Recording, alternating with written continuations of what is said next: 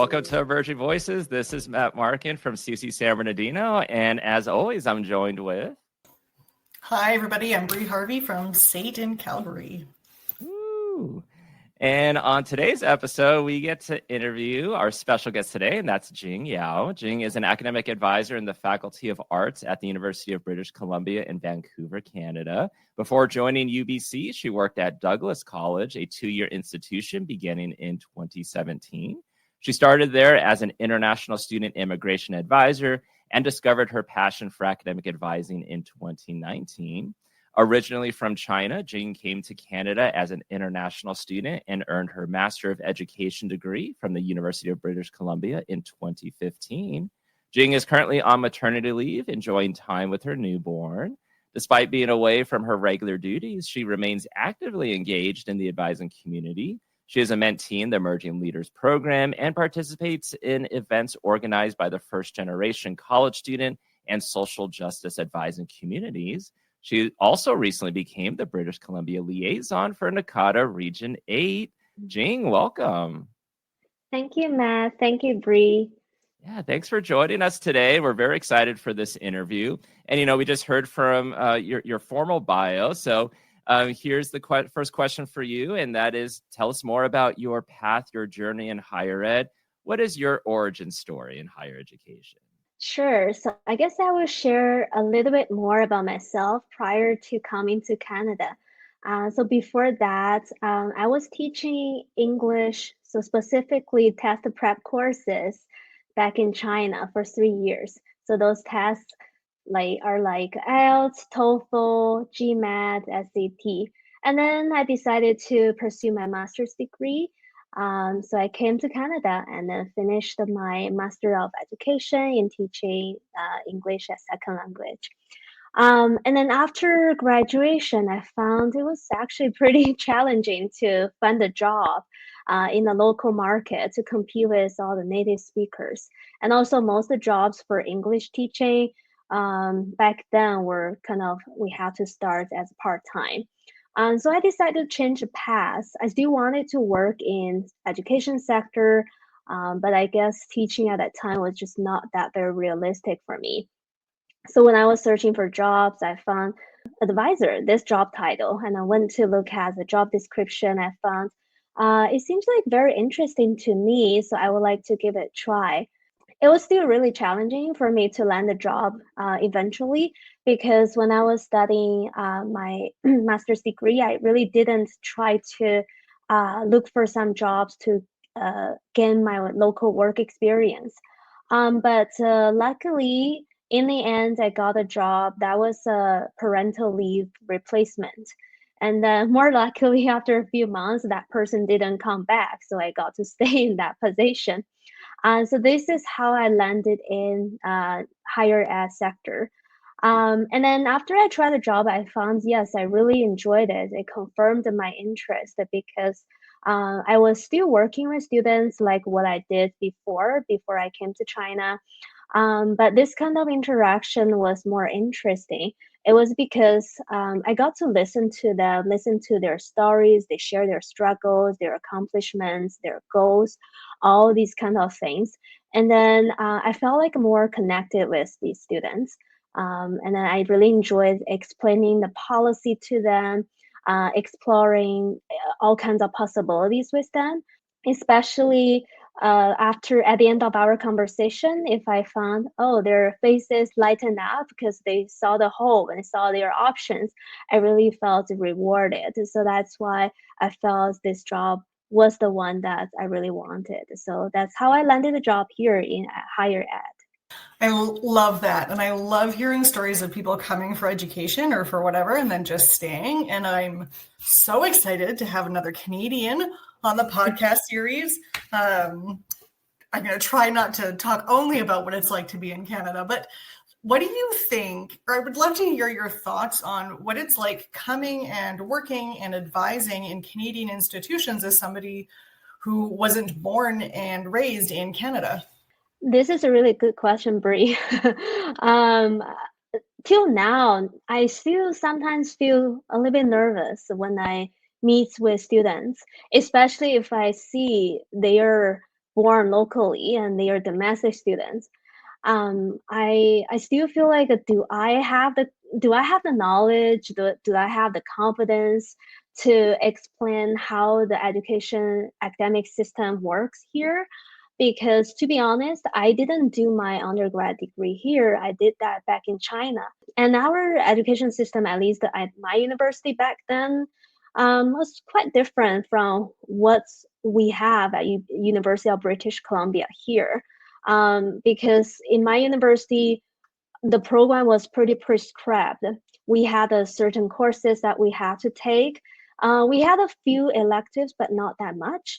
But here, I feel like students really have all their freedom, and I shouldn't say like that much, but they have quite more flexibility to choose the courses that they like. So it's quite different. So I still feel nervous.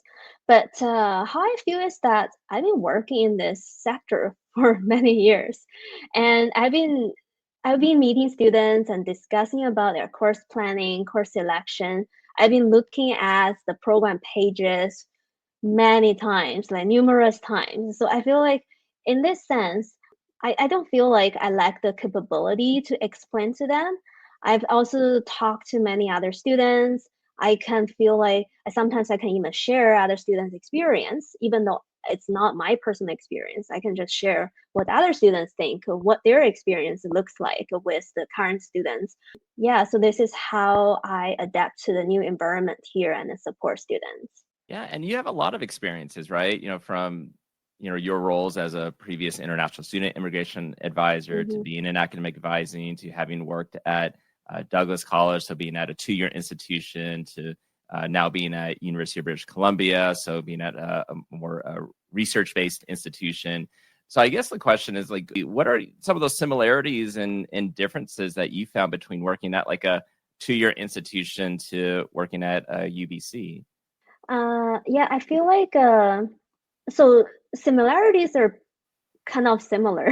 How I say this, it's like we still have workshops, I still need to do course planning, but I think yes, the differences are still there. So for example, when I was at Douglas, most of the programs, they were pretty prescribed. So the courses are set. Students just need to finish those, for example, 10 courses for this certificate or 20 courses for this program. At Douglas, we did have associate degrees and a few bachelor's degrees where students got some opportunities to take some electives. So they did have a little bit flexibility to plan their own electives. However, in comparison, at University of British Columbia, because I'm working under Faculty of Arts for arts degree, so students really have a lot of flexibility to choose their courses. So to start off, they can choose their different degrees. So under arts degree, we have Bachelor of Arts degree, we have Bachelor of Fine Arts degree, Bachelor of Social Work. So all kinds of these degrees under arts. And then most students are under Bachelor of Arts. And then once they are under this degree, they have a lot of options for programs. We have over 70 programs for students to choose. And students, they can combine these programs to make it like major and minor, or double major, or honor and major, or double honors. So they have all these kind of flexibility to customize their own degree. And then based on the options they choose, now they can put the courses together and see how they complete their program requirements as well as degree requirements. So when I help them, I feel like I need to spend more time exploring the students' interests and also encourage students to start to explore their interests, because usually when students first start off their university, they don't know what courses, what pathway they might be interested in. So as an advisor, I just try to encourage them to explore some unknown areas that maybe they've never tried before, attempted before. And then once they try out various areas, maybe they can find where the passion lies in. And then from there they can start to figure out, see what majors or what programs they want to focus more on. So I would say yes, this is the major difference between the 2-year institution and 4-year institution. And also at the university right now, I definitely take more responsibility as an academic advisor because we also do graduation adjudication at when graduation comes. So we will check students' program requirements, degree requirements, and then make sure they check off all the requirements, and then we really hit the magic button to graduate them. So I feel like this is a lot of accountability to make sure we do the things right. We can't make any mistake. I mean, sometimes mistakes do happen, but we try our best. And in addition, at current role, I definitely have to use more counseling skills. It is because we have field year ask to withdraw policy. So if the student's grades average is not satisfying our criteria, we are asking students to withdraw from our university for a year. This is to acknowledge their challenges, their difficulties, but also to really give them time for them to work on their challenges and see we're improving their academic skills and try to how do I say, when they come back, they can start strong and then resume their studies here at the university. Another thing is academic concessions. I don't think many universities have this policy, so I'm gonna just explain a little bit. So when students, they are having some mental health conditions, or if they encounter some unfortunate experience, such as grief, right? So this is under compassionate ground, or maybe they need to attend some conferences or some competitions. So this is under conflicting responsibilities. So due to these grounds, the students might not be able to finish their assignments or their quizzes or midterm final in time. In that case, if it's falling under the grounds meeting our criteria, we work with the instructors and then allow them to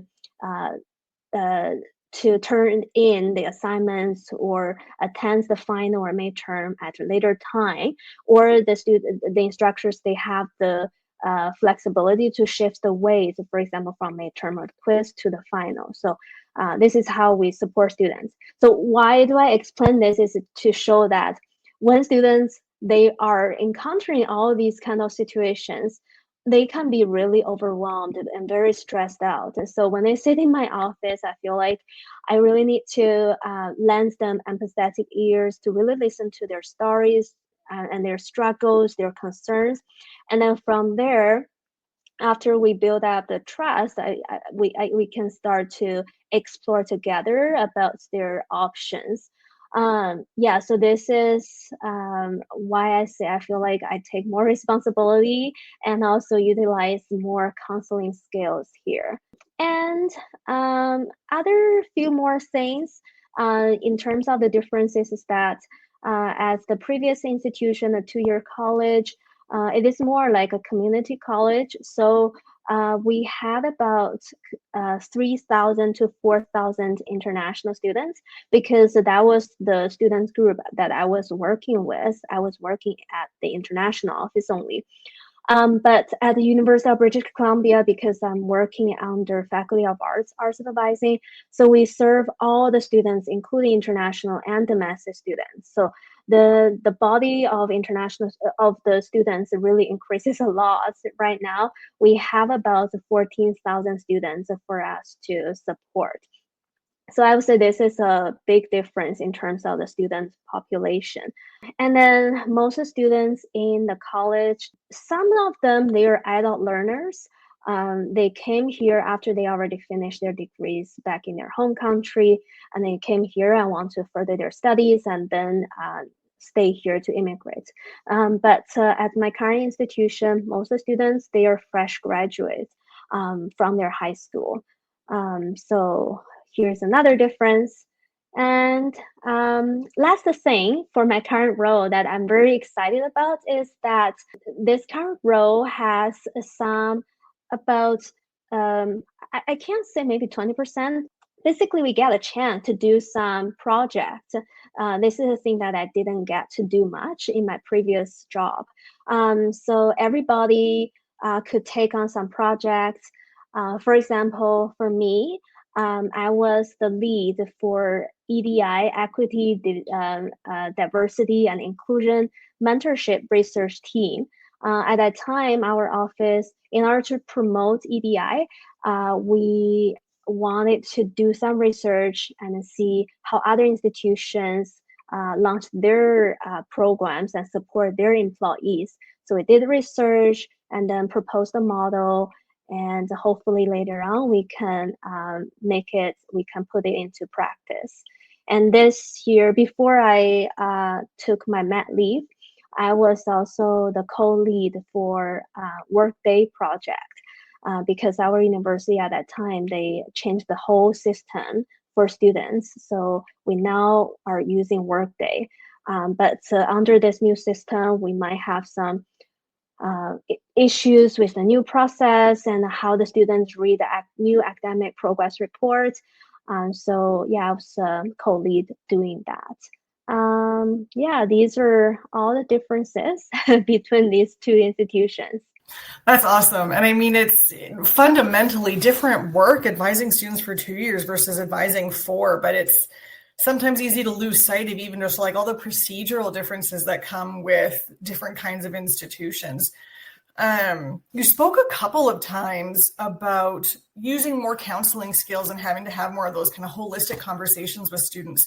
I think this is something a lot of advisors across North America really have to walk that line between what's counseling and what's advising and what is beyond the scope of my role, and I don't necessarily have the training to provide versus what help can I provide.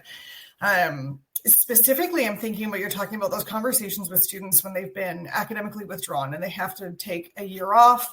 That can be a really hard conversation to have with a student, especially somewhere like UBC that has that higher volume of international students where the implications of withdrawal are higher. I'd love to hear your approach on how you handle those conversations with students. What kind of tools do you have in your tool belt for helping de-escalate those students and understand, like you said, it's acknowledging the challenges, help them understand the silver lining, which is hard, but the silver lining of the withdrawal, and taking some time off to focus on whatever else might be going on in their life right then. Yeah, that's definitely a tough conversation that I have to admit. And then it usually happens in May when students, they got their grades and then they got the notification from our office. So when they come to my office, what I do first, as I mentioned before, I try to be empathetic with their situation.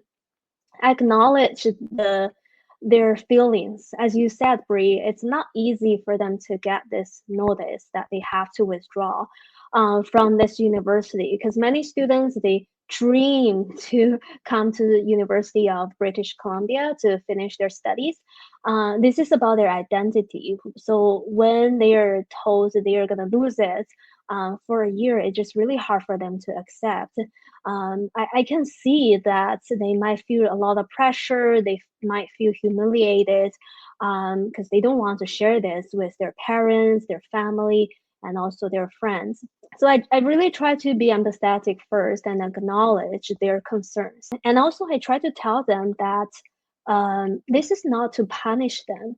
We acknowledge their challenges. That's why we think it is time. We really want to give them some time for them to take a break from our university and work on the challenges that they are facing.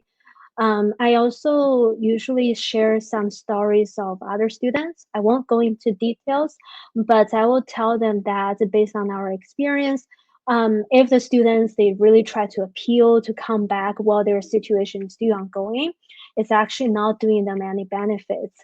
Their grades might continue to go down. And in the end, if they get into the second field year, they are not guaranteed to come back. But if this is their first field year, they might be able to come back more easily. So based on this experience sharing, sometimes students may feel like, okay, it's more acceptable for them.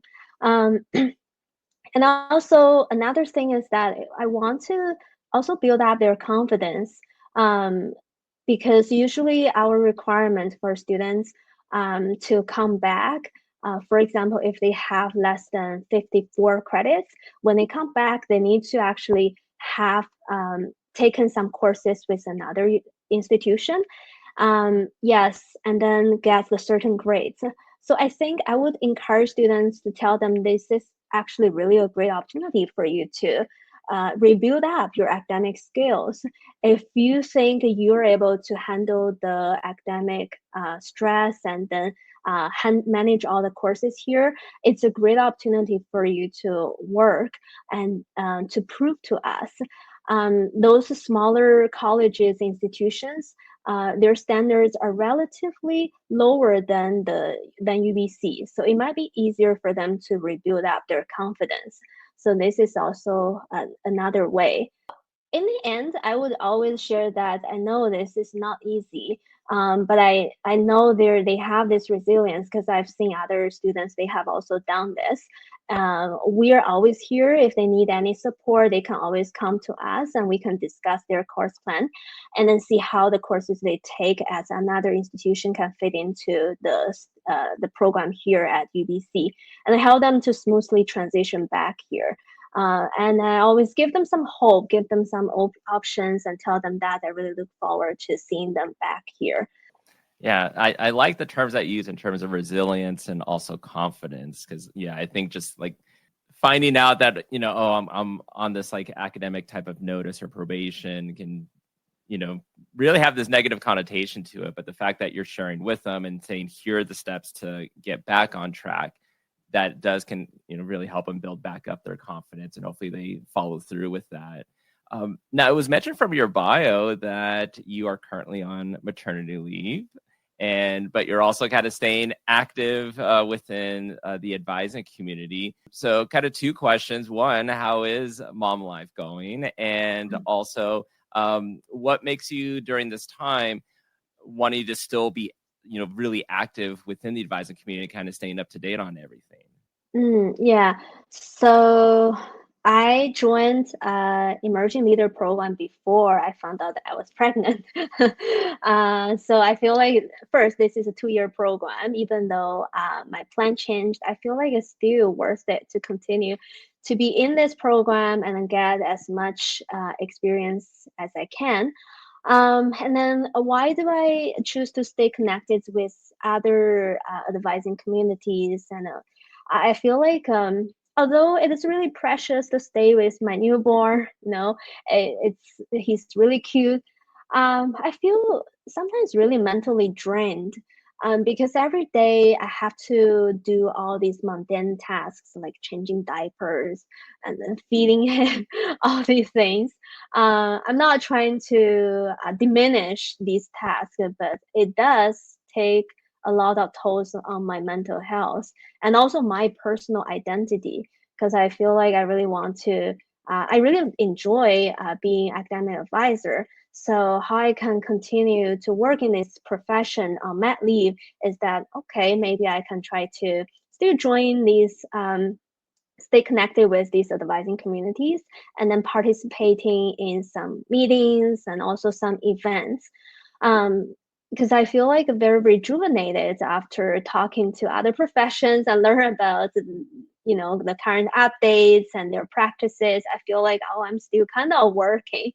And it's a way also for me to continue to build up my confidence, because I don't want to, when I go back to work, I feel like, I already forget many of these practices. I don't think I will forget them, but I think it will just help me transition back to work more easily. And I feel like I need to continue to build up my skills for public speaking. So by participating in these events, I feel this is still a great chance for me to continue to build up this skill. That's awesome. And I applaud you for being willing and able and doing both, because it's like you said, it's not to diminish one or the other. They're just very different parts of your brain.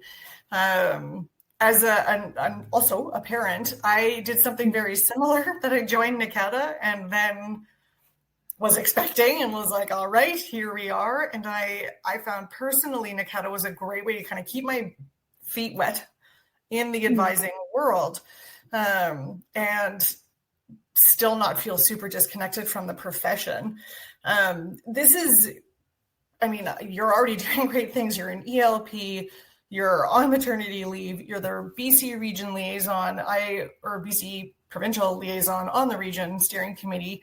I would love to hear a little bit about what you're finding you're taking away from these experiences that you are excited to take back to your role when you do go back to work. Yeah, great question. So in my mat leave, just recently, I think Matt, you mentioned earlier, I joined two panels. Actually, one is the panel, the other one is more like a coffee chat. So the topics were focusing on how we support first generation adult learners. The other one was about the social justice across the globe. So through these two events, I feel like because I was sitting in the panel and the other one, I was the main person joining in this discussion. So I had to really prepare by reading some articles and learn about the practices. So I feel like these two events gave me opportunities to continue to do my research and build up my toolkit for me to learn more about these student groups. And then I'm thinking, because for example, at my university, we don't have the specific office to support first generation students or adult learners. But I think this topic really sparks my interest. I'm planning to read more on this and learn more about the practices among other institutions, because I know some institutions, they do have the offices specifically supporting this group of students. So maybe in the future, when I go back, hopefully after doing some research, I am able to propose some model for our institution, for our faculty to better support this group of students. So this is a thing that I can bring back to the office. And second one is, as I mentioned, I still continue to build up my public speaking skill. So back to work, I know we always have some workshops. So this is something that I can always use in the future as well. Another thing that I want to mention is that when working with when participating in these events, is also a great opportunity for me to network with colleagues from other institutions. So I think this will be also a great asset for the future. In the future, when we need to partner with other institutions to host some events, or for example, as I said, when I want to propose a new model and I want to learn more about how their institution works, I can always reach out to these people. And I'm sure in the future, I can get more information from them when needed. Yeah, very true. And actually, this next question I have is actually for both Jing and Bri, for both of you, being parents. I'm actually interested. Has being a parent taught you anything about like balance, perspective, or even academic advising? So I will go first. Okay. One thing that I learned is, I know it's really personal, but I still want to share, is about breastfeeding. So in my mind, I always feel like no pain, no gains. I always believe that if I try hard, I will get the thing that I want. I will get reward. But on breastfeeding, this issue, I realized this is not always like, things are not always like this. So even though I work really hard and wake up a few times at night, pump every 3 hours, or breastfeed my baby every 3 hours, my milk supply just doesn't increase. Initially, I was very devastated. I felt like very frustrated. I felt like I tried so hard working on this, but I just didn't, my milk supply just didn't increase. So it was really tough for me for maybe first month or two. And then later on, I feel like this did take a lot of mental health, did take a lot of tolls on my mental health. So gradually, I kind of reconcile with myself. I felt like this is something that I have to acknowledge. This is the reality. I can't change it. But the life continues. My baby needs to grow. So it's okay for me to give him top up, to give him formula. And then he is a healthy baby. As long as he grows well, that's the main thing. And then I'm still contributing, just not enough. So pretty much like half-half. But I'm still helping him to build up his immune system and then creating this bond with my baby. So this is all what it matters. And then slowly, I also felt like my mental health improved. I really don't have to force myself to reach some goal that is really not attainable. So why do I want to share this? I feel like it's also similar to students' experience at work. Although I don't think I can share this with every student because many students, they are not moms, they don't have this experience. But what I want to share, what I want to say is that I know sometimes students, they just feel a lot of pressure. They feel like they have to choose some majors. They feel like very promising. That leads to great career prospect. But meanwhile, they don't realize maybe those majors, those programs just are not suitable for them. They are struggling. These kind of struggles cause them not to be able to do well mentally. So in this sense, I feel like this is also a chance for them to realize that sometimes we can always change, we can change a path and try to reconcile with themselves, and then you can still reach your goal and then make progress towards finishing your degree. It doesn't mean like you give up your passion, you give up your interest. For example, many students in our faculty, they really enjoy econ, they like econ, but they might not be able to do well. But how can you continue to pursue your interest while making progress towards completing your degree? Okay, maybe you can find your interest in other areas and choose another program, but doesn't mean you can't do econ. You can still do it. Maybe continue to take some courses, just doing econ as a minor. So this way, the students can have their parallel plan. They can continue to pursue some courses, and these courses are not those courses heavily focusing on math or stats, but they still get some sense for econ. But meanwhile, they complete their degree in another area, and their mental health also improves. So yeah, this is what I realized, that sometimes we don't have to force ourselves. Thank you for sharing that. I think it's 100% true. I had a very similar experience with my daughter, and it really forces you to redefine success. And at the end of the day, in parenting, success is healthy in every sense of the word, emotionally, psychologically, physically healthy child. And how that happens can be different. Like I said, I had a very similar experience. And I think being a parent over the last 7.5 years, my daughter's 7.5, has forced me to redefine what I think of as my best. And I try to take that approach more so with my employees, because I don't actually work with students, right? I work with managers who lead students. And I talk to them a fair bit about this. Your best is going to look different every day. And sometimes your best is, I need to focus on my daughter and my relationship with my daughter, or my relationship with my husband, or my dog, or whatever. And sometimes my best is, I actually have to be willing to set those aside for a minute and focus on this work thing. And that is me doing my best for my family that day, for my job that day. And it's given me the ability to be way more mentally malleable in redefining what my success as an individual looks like, because my best might not be the same today as it is tomorrow, as it was yesterday. And being able to give yourself a little bit more grace and understand that you can't always be all things to all people, I think has been really valuable. I mean, this is a whole different podcast we could do on like working parents and feminism and all of that, and we're not going to get into that. But Like the emotional labor of having to maintain a family and maintain a role, especially in higher education, where our roles are also quite emotionally taxing. I think it's very easy to become overwhelmed and burnt out. So you have to learn how to set those boundaries and do that redefining of what success looks like. And I think that's been the most personally valuable lesson for me as a parent that I also now take into my role as a leader at my institution. I think technically it's my turn to ask a question, but I just answered one. So Matt, now you have to ask one. All right, fine. I'll ask another one. So Jing, back to you.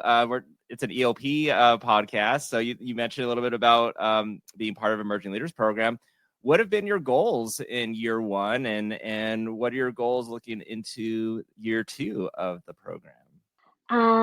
So for my goal, the first thing is that I really want to get more involved into NACADA community.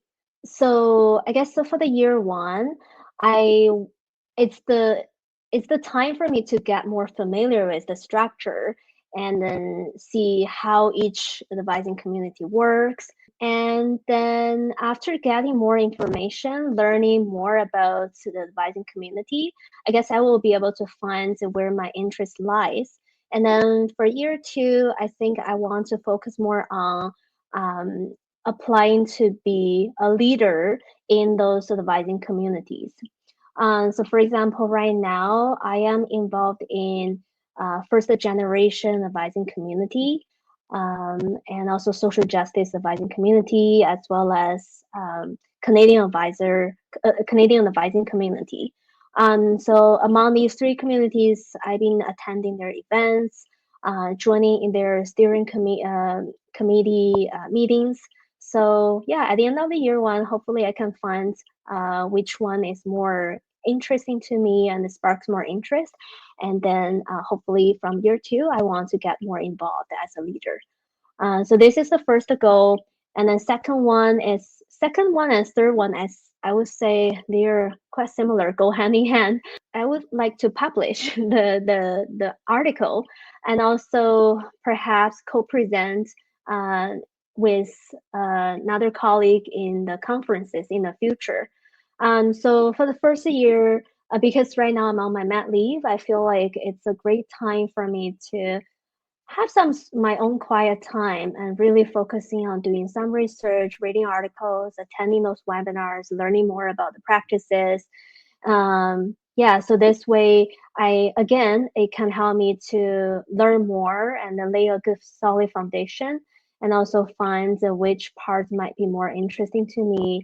And then from year two, I would like to start working on my writing and preparing for the presentation, and also networking with the colleagues so that maybe I can find someone like a partner to co-present together in the future. That's awesome. And I love the idea of publishing and presenting kind of going hand in hand. Joan Crush, who I can't remember what her official title is with ELP, but she's in charge of ELP. She always says, like, if you have a presentation, you have a paper. Or was that Wendy? Now I'm maybe second guessing myself. It was Wendy, but Joan had her present to the emerging leaders. So right. Okay. I knew I heard it. So Dr. Wendy Gates Troxel then says that if you have a presentation, you have a paper. And it's so great.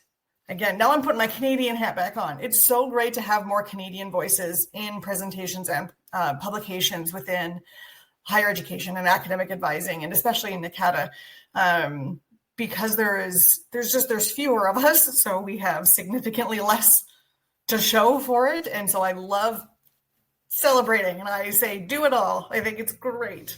Thinking about just kind of wrapping things up here in our last couple of minutes together, you're halfway through the ELP program now.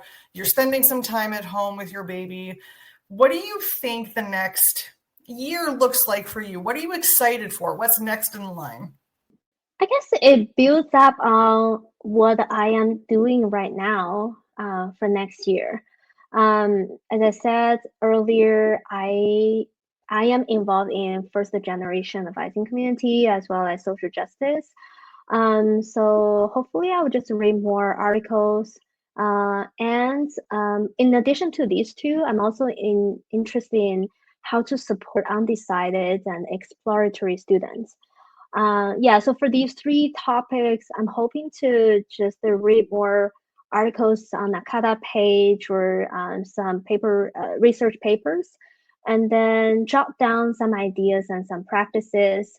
And then second thing that I want to do is to maybe peek into other institutions' websites if they have a kind of like specific group supporting these groups of students. I really hope to learn how they do it, and maybe try to reach out to those colleagues and learn more about their practices, and then put things together. So hopefully I can make a proposal or at least like a draft for the future. So when I go back to work, because I'm going back to work in March or April next year, so it's actually coming up soon. Yeah, so when I go back, hopefully I have some proposal for my office, and then in the future, I am looking forward to putting these into practice, and hopefully we can also have some like specific special group of advisors supporting first generation students, or exploratory and undecided students. Another thing that I forgot to mention is that I know NACADA also has a tutorial that's focusing on how to support exploratory and undecided students. So I'm looking forward to signing up for that tutorial when I get back to work, just to learn more. And year two, what else I am looking forward to? I think it's the annual conference. I really enjoyed the conference in Pittsburgh. So I know 2026 is just kind of around the corner. So hopefully I get to go to the conference in 2026 and then connect with other ELP leaders and mentors and get to know more people and learn more things that I'm interested in, and then bring back to my office. Yeah, well, if there's anything we know already about you, you have ideas and you put them into practice already. I know, like you've been talking about, I want to do more reading and prepping for the next year, but also kind of think about everything you've already done, being part of the coffee chat, being part of the panel, like you did 2 things during the Global Advising Week, and just know too, you have Bri and I, if you want to brainstorm or come across with proposals. I mean, just like you're saying, the 2026 conference will be right around the corner because proposals are going to start being accepted probably this December. So already just, not too long from now. And then also, I know you're talking about, thinking about the kind of leadership type positions you might want to go for year 2. But in a way, you're in a leadership position already, being the British Columbia liaison for NACADA Region 8. So you're already there. So continue doing the great work.